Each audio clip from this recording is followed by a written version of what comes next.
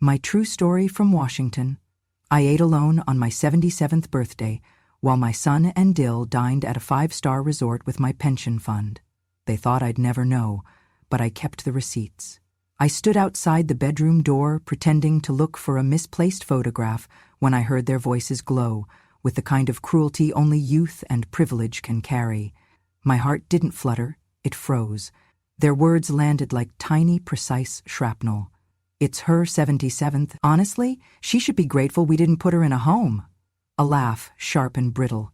She'll forget by next week. Let her eat toast and pretend it's a celebration. I didn't move.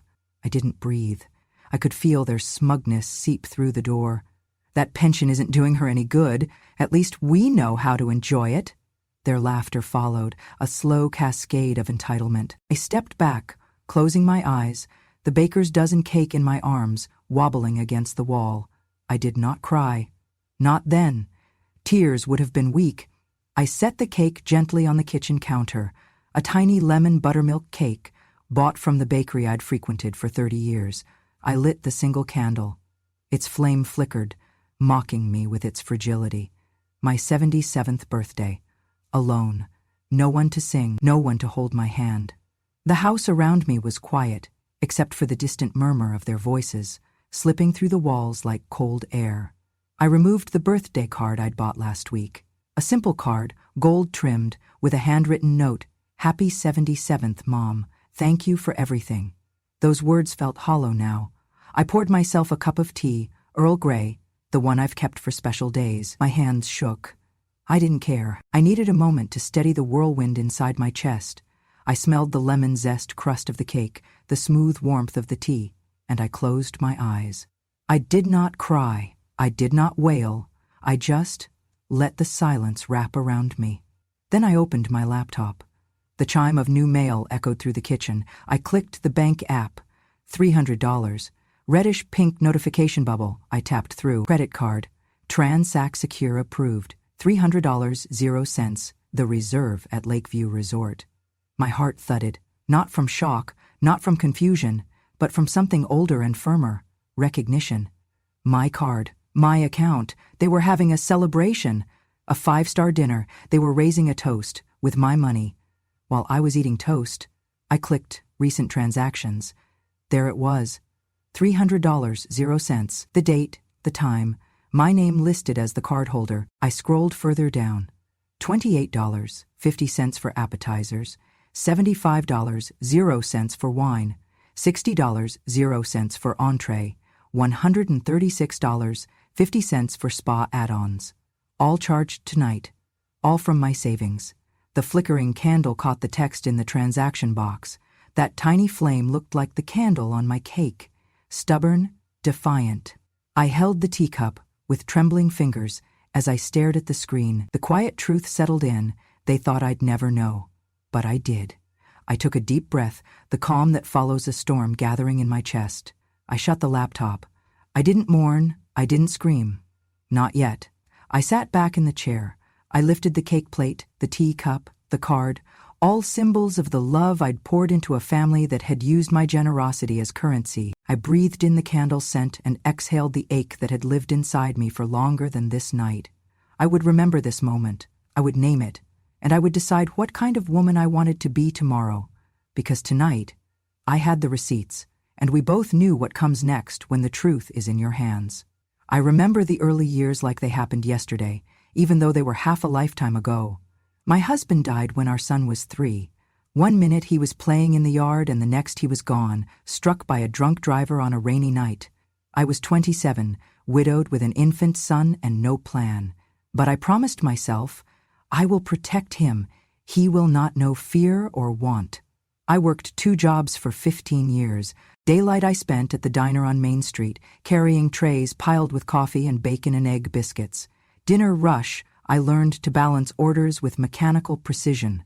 Then I would head to my second job, cleaning offices until midnight, vacuuming, polishing, scrubbing restrooms, emptying trash. At 4 in the morning, I would drag myself home, wake my son, and make him oatmeal before his school bus came. I never complained. I never cried. Too exhausting. Besides, tears would not buy books or shoes. Some weeks I skipped lunch so he could have pizza money on Fridays. Some mornings I wore the same dress twice because I couldn't afford detergent for more, but I was proud. Proud that I could stretch a paycheck into food, heat, and tuition for community college. He told me once with wide eyes, "Mom, you're my hero." I choked back tears until I couldn't breathe, because I thought I could be both his hero and still hold myself together. We lived in a rented duplex with cracked linoleum floors and a radiator that hissed like a dragon in winter. Every evening, we'd curl on the tattered couch and I would read to him from library books, Charlotte's Web, Little House on the Prairie, stories of courage and friendship. I would tuck him in, then crawl into bed beside him, too tired to change, but too afraid something would happen in the dark. I cooked with what I had, casseroles, chili, anything that could stretch. I sewed holes in his shirts at the sleeves so they would last. I mended socks until my fingers bled. When he asked why I did so much, I said, "Because I love you more than I fear being tired." I dreamt of something better, of us breaking free of pay-by-day survival. I enrolled in night classes, studying finance and accounting after my cleaning shifts. He fell asleep over flashcards with me. He would say, "One more chapter, Mom," and I would whisper, "Just one more," because giving up was never an option. On graduation night, I walked across the stage for my associate degree in financial services. I held it for him to see later. The paper diploma focused on, "Mom, my first role model." I was proud of that line, but I felt his pride more.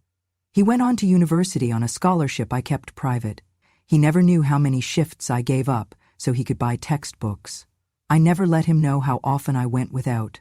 I thought that being a mother meant this: sacrifice and silence, work and prayer. That success meant he would remember me, not my faded dress or chipped plates. When he graduated, I cried for the first time in public. His speech, to my mom, who taught me resilience, who taught me that nothing is more valuable than keeping promises, made every ounce of lonely struggle worth it. Years later, we moved into a suburban home within a good school district. I refinanced my house, took a part-time job at the library to help with college debt. He got married, soft and gentle, in a garden ceremony. I thought we would be okay. I thought he would remember where he came from. But somewhere along the line, I realized I had the wrong definition of success. I thought sending him to college and giving him a house would be enough. But success is not measured in diplomas and doors. It is measured in hearts and humility. I thought that if he had everything, he would remember me. But he forgot that I was the one who carried him through pain, fear, and midnight tears. He forgot that success is not built with money. It is built on gratitude, respect, presence. I was wrong about success. I thought love required sacrifice, but love also requires recognition. You cannot ask someone to love you by giving them a life. They have to see the gift being given. And now, tonight, on my 77th birthday, I sit alone with a cake and a candle that I lit just for me. I'm grateful his memory worked well enough to swipe the card to book the resort dinner. But he forgot something more. When the night ends, who will be left in the kitchen with cake crumbs and silence? That is the moment I understand. I gave him a life. But I also taught myself to see, to remember, to demand that my sacrifices not be invisible. Because success without love is just achievement, and I am no longer content with ghosts. I sat in my dimly lit living room, replaying the screen of my phone over and over. It was late, but insomnia is loyal when betrayal arrives like this. My daughter-in-law was live streaming their dinner. A surprise birthday getaway, she called it, smiles glossy, champagne flute in hand. If I hadn't known better, I would have believed it was a charity gala. Except it wasn't charity. It was my money. My card. She lifted her glass and said into the camera, "Look at this view. Cheers to us and a big thanks to Grandma for treating us tonight." They laughed. My heart pinched, but my mind sharpened. I set the phone down and opened my laptop. I logged into the bank's website, clicked through to the credit card section, the one labeled J. Armitage, authorized user. Every one of those stream of consciousness bites of dinner, every pop of champagne had passed through that card. I clicked recent transactions. There it was, time-stamped. $28.50 appetizer, $14.95 service charge, $125. 0 cents entree, $130, 50 cents for 2 glasses of Chardonnay, $150, 0 cents, dessert trio, and a $400, 0 cents charge labeled The Reserve at Lakeview Resort, dinner for 2. My breath caught. Still logged in, I pulled the PDF statements. I annotated each line, copied transaction IDs, downloaded timestamps, every meal, every tip, every over-the-top expense. But the real shocker was coming next. I pulled out my email, still chanting gentle memories of a time when I trusted them. And then I found it. A confirmation email from Lakeview's booking system, addressed to Michael Jerensen. But the IP address? Traced back to our home Wi-Fi, the home I still live in. Suddenly it became undeniable. They had booked this, they had planned it, with my money, behind my back, and streamed it for a virtual audience. I watched the stream rewind to the spa scene, my stomach turning. She was dragging a robe on, whispering to the camera. They even comped our spa session, so thoughtful of Grandma. 2 women walked out with teas and robes, turning to smile for the feed. I saved screenshots. I copied the live stream URL. Even though it was after hours, live viewers numbered in the dozens. Talked about the perfect parents, the loving grandma who treats them so well. 2 lives being lived on my dime, serving my money as if it were a servant. My phone buzzed. A notification showed, your account, $275, 0 cents recognized, new transaction. I opened the statement. Another $275, 0 cents had been just taken out. Resort transportation and gratuities. I felt rage flicker inside me, dark and fierce. I took a deep breath and opened a fresh email draft. I titled it, Expense Log for tonight's live stream. I attached a neatly labeled spreadsheet, appetizer 28.5, entree 125, rose champagne 130.5, spa 225, spa 225. At the bottom, a total that made me dizzy. And then I hit send. The email went to my lawyer, my financial advisor, and a trusted friend who worked in forensic accounting. I did not send it to them, not yet. They had to unwrap the story themselves. I watched until the end of the live stream. When they finished dessert, my daughter-in-law smiled softly and said, "We love you, Grandma." It sounded forced, empty, and wrong. Then she clicked, end. I shut the laptop. Tonight, I had the receipts. I had the proof. I had the live stream. They thought this betrayal would go unnoticed. But not when I was waiting, with tea in one hand, paperwork in the other. That's when I realized I was no longer a silent victim. I was a quiet storm. And storms arrive with their own kind of calm. I called my old lawyer, Marcy Thorne, the one who had helped me navigate the maze of pension paperwork decades ago when I was just trying to save enough for retirement. When she answered, I could hear the fatigue underneath her professional calm. But there was recognition in her voice, too. "Jane, it's been a while." "Marcy," I said, "I need your help." Discreetly. That was enough. She knew exactly which file I meant. My retirement account. My pension. The very account that had funded their vacation. A week later, I met her at a small cafe downtown. No one would suspect a former librarian, bent with age, planning a legal storm. She slid me a folder. "I've reviewed what you sent. We can challenge the authorization paperwork." I nodded, my hand steady. "I don't want noise yet, just results." She smiled, a flash of old alliance. "Quiet and powerful. I like it." Next, I found a private investigator, recommended by Marcy. A soft-spoken man named Derek, used to uncovering financial secrets. We agreed on a handshake and a confidentiality clause. No one would know until the evidence spoke loud enough on its own. Derek started with the hospitality chain, the resort, spa, dining. He traced their reservations and payments. Paperwork entered under my name. Billing address, mine. All routed through the bank I had used since retirement. He subpoenaed the spa logs.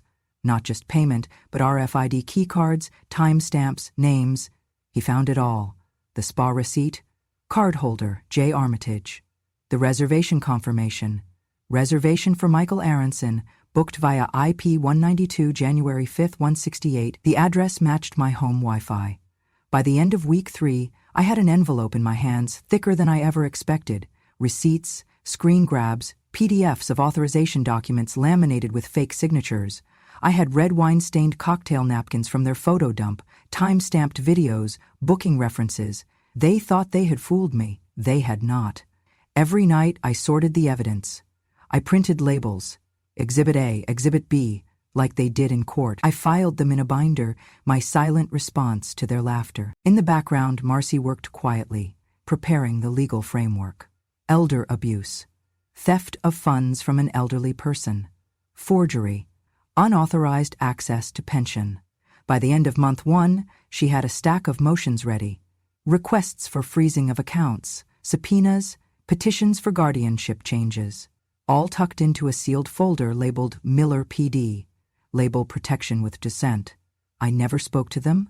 I did not ask why. I did not cry out. I did not post. I did not hint.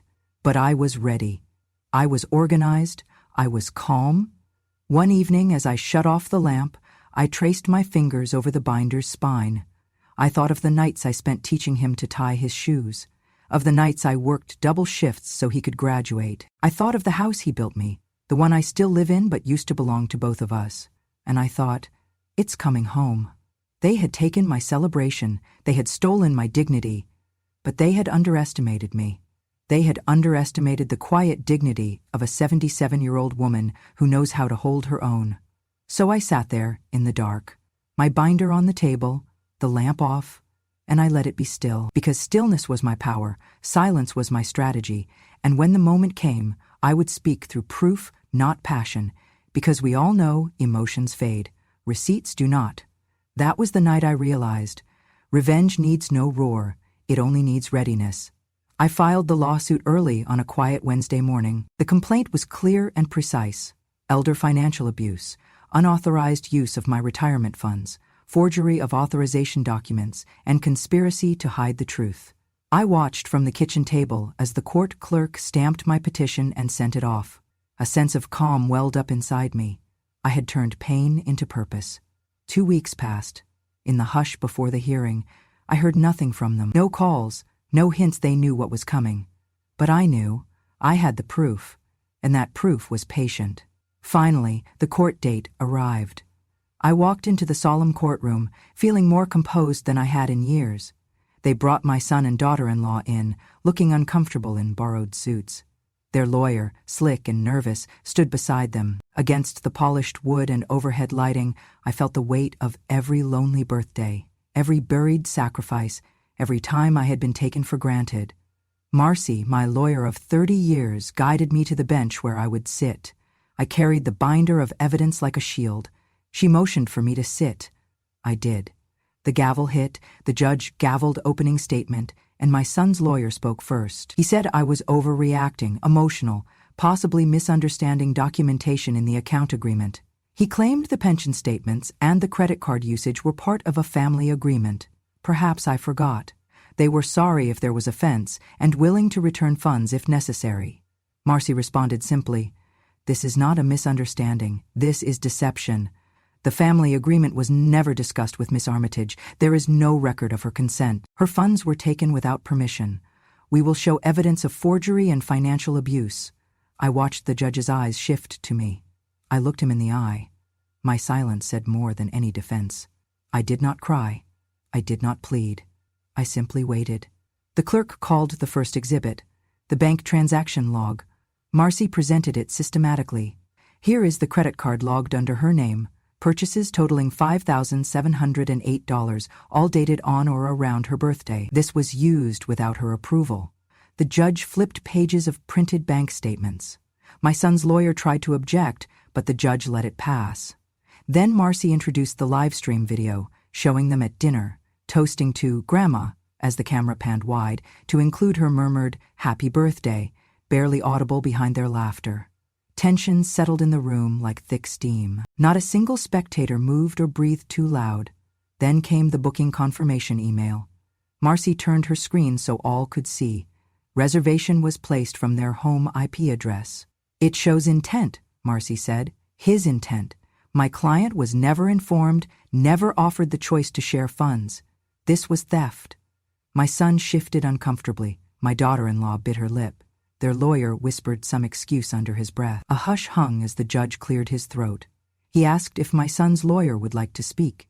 His lawyer leaned forward and said, "Your Honor, perhaps there is a way to resolve this without full litigation. We're willing to return funds and make a gesture of apology." I looked up, my expression calm but firm. "Your Honor, I appreciate the offer, but I cannot accept money under the table. What I need is transparency. I need a full accounting of funds and a public record that shows what happened so it never happens again. I don't need the money. I need the truth." It was the quiet climax of this courtroom drama, my moment of clarity. The judge nodded slowly. He asked the defense lawyer if he could arrange a written admission and a partial statement of restitution. He looked at me. I nodded back. That was all I'd ever wanted. The court recessed to allow negotiations. I sat still, binder on my lap. I didn't feel triumphant. I felt something sharper, righteous relief. I had reclaimed my narrative from silence and sadness. An hour later, the judge reconvened. He announced that the defense had made a settlement proposal. They would return all funds to my account, publicly acknowledge the misuse in a court record, and issue an apology. They would also attend counseling for financial awareness in families. The judge gave them 7 days to file an official transcript. My son's face had crumbled partially. My daughter-in-law looked shiny with tears, but there was no guilt there I could see. Only discomfort that they had been caught. Marcy patted my arm as we left. Outside the courtroom, I didn't speak. I just slipped my hand into hers. The winter sun was bright. My breath formed white clouds. I looked up at the sky and felt something I hadn't felt in a long time. Release. Back at home, I sat at my kitchen table again. I returned to the binder. Inside was a note from Marcy. "You did not need to fight for justice, but you did, and that is powerful."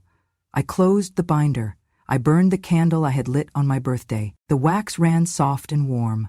I poured myself a cup of tea and ate a slice of the lemon cake, every bite tasting like freedom. I did not expect them to call. I did not want their thanks. I did not need their love. I had asked for no more than truth, and I had received it. That night I slept deeply, with no fear of stolen moments, only the quiet peace of a woman who had spoken with proof. The courtroom had emptied by midday, but the echoes of its verdict lingered in my bones. My retirement account had been frozen. No withdrawal, no hiding. My pension was untouchable now. The judge's words were simple, final, and merciless. "The petition is granted. Ms. Armitage's account and remaining pension funds are to be frozen. Mr. and Mrs. Aronson are disqualified from any inheritance or financial control henceforth." No fanfare, no press cameras, just a stamp and a declaration. But in that moment I felt the walls of my world shift, not because I had won money, but because I had reclaimed my agency. I woke before dawn. The house was quiet, a relief for once, not a reminder of their absence. I poured my tea and sat at the kitchen table, watching the steam rise. In that silence, I allowed myself to breathe fully. No calls came, no apologies, no last-minute pleas, and that was fine. I never wanted to humiliate them in public. I didn't schedule interviews. I didn't post selfies. But the truth has its own momentum. Within hours, the first news outlets picked it up. No sensational headlines, just local journalism doing its job. Elder abuse or family dispute. Court stops inheritance was the most polite headline. But the words screamed. I could picture my son's face as he read it. That afternoon, a recruiter called my son's workplace. He'd been working with a financial firm that prided itself on trust and discretion. The firm's PR team had caught wind of the story. They weren't explicit, but the message was clear. Risk management didn't tolerate familial scandal. He was let go. I didn't rub it in. I never gloated. I merely made another cup of tea and finished the slice of cake I had left from my birthday. The next day, another article appeared in a regional media blog. Social media influencer loses platform amid pension scandal. They flashed a photo of her at the resort, champagne glass in hand. Sponsors pulled ads. A sponsored post was canceled. Invitations to panels disappeared. With zero fanfare, she lost her brand partnerships. Just like that, her affluent mom influencer persona vanished. Not one word whispered by me. No press release, no Instagram post, not even a message to the newspaper. Because sometimes, silence is the final punctuation mark. I didn't need to comment. My actions had done enough. One evening, I walked to the lake near my house. The water was calm, reflecting the golden sunset like hope mirrored on glass. I let my dog Penny off the leash, and she chased a lone seagull by the shore. I smiled. I thought of everything that had happened. The betrayal, the quiet treason of a birthday dinner at someone else's table, the courtroom, the judgment. It wasn't revenge. It wasn't vengeance. It was justice. Days turned into weeks. My phone remained silent. No calls from them, no guilt, no contrition. Instead, neighbors knocked. "Your flowers look lovely, Mrs. Jane. Hope you're well?" We heard the news. They didn't pity me. They respected me. That meant more than any private apology. One afternoon, I found a letter in my mailbox. No return address, just my name in a messy scrawl. I sat at the kitchen table and gently opened it. It was from my son. It said, "Mom, I won't apologize for it here. I hope you feel proud of yourself. I'm sorry you ever had to feel used. I don't know what's next for me, but I hope one day I can earn your respect again." That was all. No plea, no demand, but it said enough. I didn't write back. Not yet. Instead, I filed the letter in my binder of receipts, the one already marked Documents of Truth, because sometimes forgiveness waits on respect, and forgiveness without boundaries is just another invitation to be used. I replaced the pension call checklist with books again. Novels, biographies, recipes. I took a quilting class. I joined a reading circle at the library. Penny and I walked along the shoreline. I planted new flowers, bright yellows and oranges that reflected the renewal inside me. The court recovery provided more than I expected. I started Birthday Fund, a small nonprofit that organizes birthday parties for elders who would otherwise go ignored. People who share my story but have no resources to reclaim their own dignity. The first event was a simple gathering in the community center. Balloons, cake, cards. About 20 seniors came. We laughed, sang, and I helped blow out the candles on a cake nearly as small as the one I once bought alone. I saw recognition in their eyes, for themselves and for me. Then on the morning of my 78th birthday, I found a note on my doorstep. The same creamy cardstock, no message inside, just my initial, J. That afternoon I mailed them one of my own. I chose truth over silence. I hope you find the same courage. No greeting, no signature, just that. I learned something valuable in the courtroom, maybe the most valuable thing. You do not need closure, you need peace. You do not need reunion, you need redemption, not in their eyes, but in your own. And that, the whole truth, the cold facts, the blunt pushback, it changed everything. What I endured was not a quiet defeat, it was a turning point. And though the inheritance might have moved from their pockets to mine, the real inheritance now belongs to those I help, those who deserve more than a silent toast. And me, I belong to my own life again, a quiet one, filled with purpose, peace, and the knowledge that justice can be served without shouting. That's what 77 years has taught me. Justice need not roar. It only needs to be heard. After the legal dust settled and my pension was secured, I faced a choice. Withdraw into quiet solitude or convert this victory into something meaningful. I chose the latter. That's how the Birthday Fund began, an idea that started as a personal resolve and grew into a shared project of dignity and joy. A week after the court ruling, I sat with Marcy in her cozy office. My binder of receipts lay open between us, but my mind was on something new. "I don't need these funds," I said one morning. "But others, they need moments of belonging. They deserve to know someone remembers them." One of the last moments I remember is winning the birthday cake, filled with precious ranch. Marcy's eyes softened. She understood. She helped me draft a nonprofit application, paperwork filed under Birthday Fund, Inc., with the mission statement, ensuring no elder blows out their birthday alone. Within a month, we were approved. We opened a small bank account, set up a volunteer roster, and reached out to local retirement homes. Our inaugural birthday party was at Greenwood Retirement Center, a modest facility filled with residents quietly tucked away. Many of them hadn't had a party in years, some not since their 60s. I arrived early, balloons and streamers in one hand, sheets of birthday cards in another. Volunteers followed, local high school students, church members, neighbors I'd quietly recruited.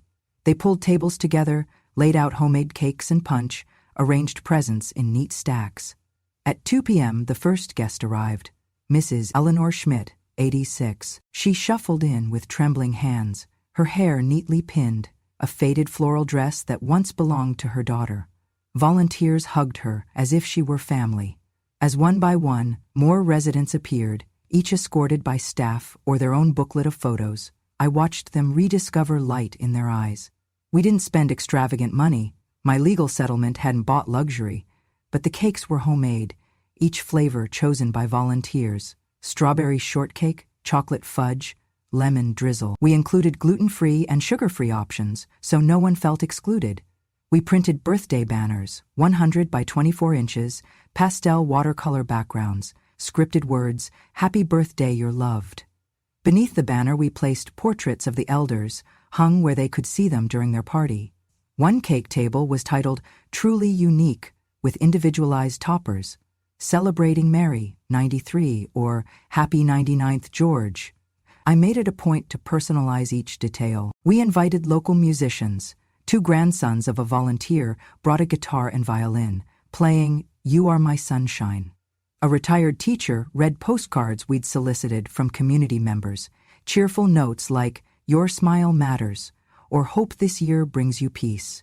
I handed out cream-colored birthday cards with my own handwritten inscriptions. "You are seen. You are cherished. Jane." I watched the tears catch in their eyes. That was worth more than any courtroom win. At first, some volunteers were unsure what to expect. They thought they were showing kindness. But soon I saw them leave renewed, more than they had given. A teenage volunteer, Jasmine, told me it was her first birthday party without her father. A staff nurse, Marisol, said she realized how few chances the residents had for laughter. A community theater actor said, "This is theater for the soul. I'll never forget the climax." Midway through the first event, the clock struck 3 p.m., and everyone turned to see Mrs. Helen Parker being wheeled in. Her staff said she rarely left her room. She never celebrated birthdays, not ever. She looked frail, white hair tucked under a pink shawl, lips pale. Volunteers helped her stand at the head table. I guided her to the seat with a small cake in front of her, adorned with 102 candles. The room hushed. I motioned to each volunteer by name, pointing them to Mrs. Parker's small cake and then standing behind her. Her hands trembled as I helped her place them on the table. I leaned down and whispered, "Make a wish, Helen." She closed her eyes, took a deep breath, and blew gently. I held one side of the cake. When she opened her eyes, a tremor touched her lips, as though she prepared to speak. Hesitated. There it was, a fragile voice that broke through my heart. "I've never had a birthday, not once, not since I was a girl. Thank you for seeing me." Then she reached for my hand, her skin thin as tissue, and squeezed. Her eyes were wet. She said, "I am so full now." The room sighed. Volunteers cried quietly. I felt my throat constrict, not because I was sad, but because the weight of this moment was enough to carry a lifetime of small kindness. They say real magic is rare, but the glow in that room, that was magic. Word spread. Retirement centers booked us months in advance. Local churches donated supplies. Bakeries made cakes at cost. A small radio interview brought a surge of volunteers. Each year, birthday fund grew. We celebrated over 200 elders last year, some turning 90, some 104. The oldest? Mrs. Margaret Lewis, who blew out 107 candles under a rainbow arch. I watched communities shift. Suddenly, second graders wanted to memorize birthdays. High schoolers would pick up cupcakes after work. Local businesses offered discounts on balloons. The narrative was changing. Every birthday invitation was sent personally, handwritten, numbered, mailed by me. One card read, "You are not forgotten, we celebrate you." They signed their names, me, Marcy, and a roster of volunteers. The cards became keepsakes. Once a year I write new birthday cards to my own son and daughter-in-law and place them amidst the envelopes. But their messages say something different. I remembered. Every year, every presence, you are still part of this. They go with no return address, just a soft echo of presence. 2 winters ago, I met Mrs. Parker again, now 104. She pulled me aside and whispered, "You gave me a moment I thought I had lost forever." I answered, "No, you never lost it. We just helped you find it again. We hugged.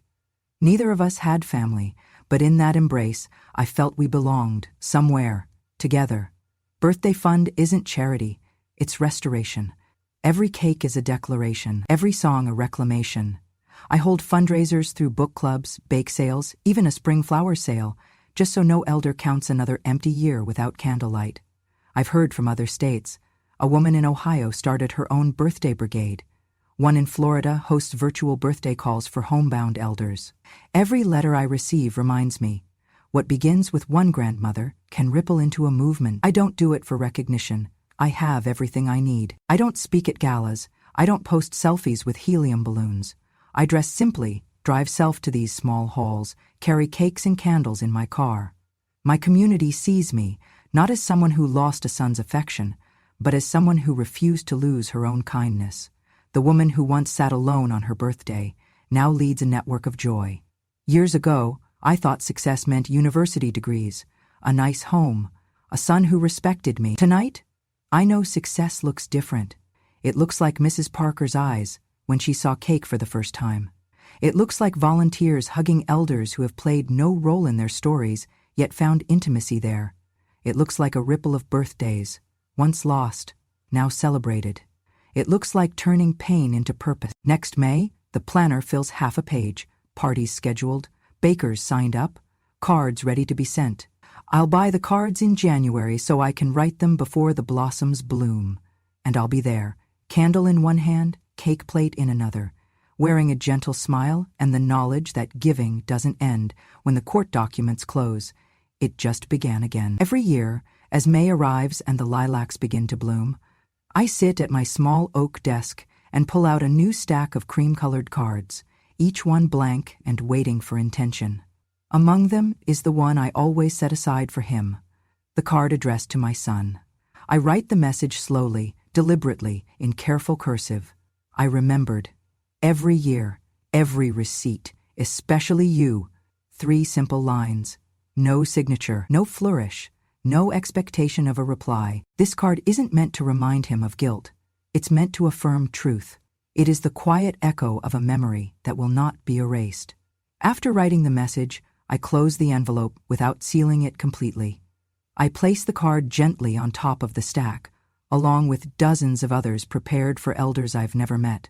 Some are facing their 90th birthday, others celebrating milestones they thought had already passed. Then, I walk down the hall to the kitchen and pop a cup of chamomile tea into the microwave. I lean against the counter and hold the card between my fingers. I close my eyes and let the quiet settle around me. I don't think of how many years have passed since their betrayal. I don't consider whether they'll ever read the card or if it will be opened at all. Because this isn't about them. It is simply about me. When I walk outside, Penny at my heel, I feel the spring breeze brush against my skin. The yard is bright with fresh green grass and the scent of early blossoms. I inhale deeply. This is serenity. I don't need an apology. I don't need someone to say, "I'm sorry, Mom." I just need to know I held on to my own dignity. I chose the truth. I chose action. I chose compassion for others and myself. Some say you need closure. Some say you must reconcile to heal. But I have learned that healing doesn't always come from closure. Sometimes it comes from consistency. Consistency in your values. Consistency in your actions. Consistency, especially when it feels hard. I don't need to confront them each year. I need only to receive my own truth with grace. Once the stack of cards is in order, I walk to the mailbox. No fanfare, no photo op. I slip the cards inside and close the lid. The mailbox clunks shut. That sound is full and complete. It isn't a shout. It isn't a plea. It's a gentle declaration. I remembered. I might not get a text saying, "Thanks," or a returned card, but that doesn't matter, because each year I have honored my own promise. Back at home, I brew a fresh cup of tea and sit on the porch with Penny. I watch clouds drift across the sky. I watch a hummingbird dip toward the feeder. I feel calm, secure, whole. My life is not defined by their absence. It is defined by the lives I touch through Birthday Fund, by the moments of connection I built after reclaiming my own. Maybe one day my grandson Liam will read that card, Maybe he will learn the truth from someone else. That's okay. Another grandmother I barely know once said, "The softest footprints can travel farthest." I believe that, because words don't need volume to matter. When people ask me now how I am, I say, I am at peace. That's not a euphemism for sadness or loneliness. It is a true statement. I have found my anchor. I have faced betrayal, but I did not drown in it. I have confronted wrongdoing, but I did not become wrong. I have been forgotten by blood, but remembered by my own light. So here I am, at 78, sending a card that names a simple truth. I remembered. Every year, every receipt, especially you. No anger, no demand, no conditions, just presence, just acknowledgement, and a reminder. If you poured your life into someone, that gift deserves recognition, even if no one thanks you. If you're holding this story in your heart, if you've been overlooked, misunderstood, or erased, know this: your memories are valid, your sacrifices are real, and your story matters, whether anyone else hears it or not. Hold on to your truth, let it guide you, and when you feel ready, share it with someone who needs to know someone else remembers too. Because across silences, through lonely years, your quiet voice may become another's lifeline. That is the ending I choose, not because they changed, but because I did. I chose to remember. Every year, no matter what. If this story stirred something in you, if you've ever sat at a quiet table wondering when your love became invisible, or if your sacrifices were ever seen at all, know this: you are not alone, and your story is not over. This is Grandma True Stories, a place where the quietest woman in the room finally speaks, where silence becomes strength, where forgotten mothers become unforgettable voices. So if you believe in justice without shouting, love that remembers everything, and dignity that never expires, subscribe to this channel. Click the bell so you never miss a story. And share this with someone who needs to know. We are still here, still strong, still telling the truth, because when a grandma speaks, the world finally listens.